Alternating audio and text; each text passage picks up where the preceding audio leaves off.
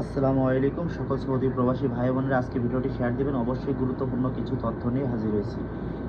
এই সৌদির মাটিতে সকল বাঙালি ভাইয়েরা নিরাপত্তাহীনতায় ভুগতেছে এবং এই নিরাপত্তাহীন ভোগার মূল কারণ হচ্ছে এই বাঙালিদেরই ক্ষতি করতেছে এবং কিছু বাঙালি অনৈতিক কাজের সাথে জড়িত, যার কারণে অধিকাংশ বাঙালি এখন বিপদের মুখে আছে।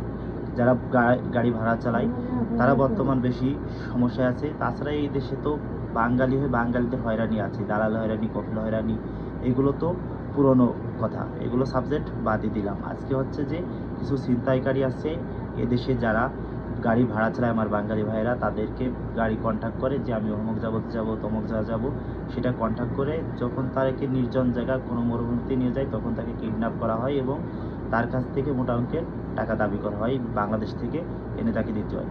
দেখা যাচ্ছে যে ভাই আজকে যার ক্ষতি করবেন আপনারা, দেখা যাচ্ছে যে সে তো একজন বড় ফ্যামিলির লোক না, ধনী ব্যক্তি না। ধনী ব্যক্তি হলে এই প্রবাসী মাটিতে আসতো না। একজন মধ্যবিত্ত, আপনার মতো গরিব, আমার মতো গরিব লোকেরাই এই প্রবাসী মাটিতে আসে। এই কারণে একটা সবসময় ভাববেন যে একজন প্রবাসীকে ক্ষতিগ্রস্ত করবেন, আপনিও তার জায়গায় থাকতে পারেন। আর এখন আসেন মূল কথাই, এই বাঙালিরা এমনভাবে অনৈতিক কাজের সাথে জড়িত, শুধু এই চাঁদাবাজি ছিনতাইকারী এটা না, তার সাথে মানুষ খুন করা সহ বিভিন্ন খারাপ কাজ করতেছে। দেখা যাচ্ছে ভবিষ্যতে এই সৌদির ভিসা কিন্তু বাঙালিদের জন্য একবারে নিষিদ্ধ হয়ে যেতে পারে। আর নিষিদ্ধ হয়ে গেলে অধিকাংশ রেমিটেন্স এই সৌদির মাটি থেকে বাংলাদেশে যায়, সেটাও বন্ধ হয়ে যাবে। অবশ্যই বাংলাদেশের সরকারকে এই ব্যাপারে পদক্ষেপ নিতে হবে এবং দূতাবাস আছে, বাংলাদেশ দূতাবাসের অবশ্যই সাপোর্ট লাগবে এবং এই সন্ত্রাসীদের নির্মূল করতে হবে। এই সন্ত্রাসী অধিকাংশ বেশি আছে রিয়াদ শহরে এবং দাম্মাম শহরে, বেশি হলো রিয়াদ শহরে। দেখা যাচ্ছে বিভিন্ন মানুষ কিডন্যাপ করে বিভিন্ন জায়গায় রাখে, মুক্তিপণ যখন দাবি করে তখন কিন্তু এরা বাংলাদেশের টাকা নেয়। তখন কিন্তু বাংলাদেশ সরকার যদি এটাকে চায় যে ধরার, অবশ্যই ধরতে পারে।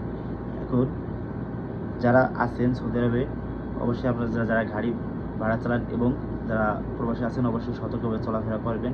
দেখা যাচ্ছে যে আপনি এইখান থেকে ওইখানে যাবেন, এখন কোনো ট্যাক্সিওয়ালা আপনাকে বললো যে আসেন ভাই নামাইতে আসি, তখন কিন্তু আপনি হুট করে চলে যাবেন না যে আমাদের বাঙালি দেশি ভাই, আমাদের দেশির কিন্তু ক্ষতি করতেছে। এই কারণে কেউ অপরিচিত লোকের গাড়িতে উঠবেন না।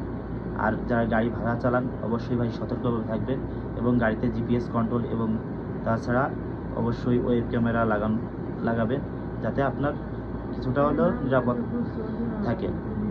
আর যারা এই অনৈতিক কাজের সাথে জড়িত, অবশ্যই আপনারা এটা মাথায় রাখবেন যে সৌদি আরবের আইন কিন্তু কঠোর। যদি কখনো অপরাধ করেন আপনাকে কিন্তু সৌদি সরকার ধরতে 2 মিনিটও লাগবে না। এই কারণে আমি চাই যে এই সন্ত্রাসীরা নির্মূল হোক সৌদি আরবের থেকে। দেশের ভাবমূর্তি নষ্ট হচ্ছে এবং সৌদিতে কিন্তু বাঙালিদের আসা নিষিদ্ধ হয়ে যাবে এবং যত বাঙালি আছে 30 লক্ষের উপরে প্লাস এখন বর্তমান বাঙালি আছে। আর এখান থেকে রেমিটেন্স বেশি যায় বাংলাদেশের সব দেশের তুলনায়। সো এমন কিছু করবেন না যে বাংলাদেশের শ্রম আইনটা নষ্ট হোক এবং আমরা ক্ষতিগ্রস্ত হই। সো সকলে ভালো থাকবেন, সুস্থ থাকবেন। আর সকল সৌদি প্রবাসীরা অবশ্যই সেফ থাকবেন।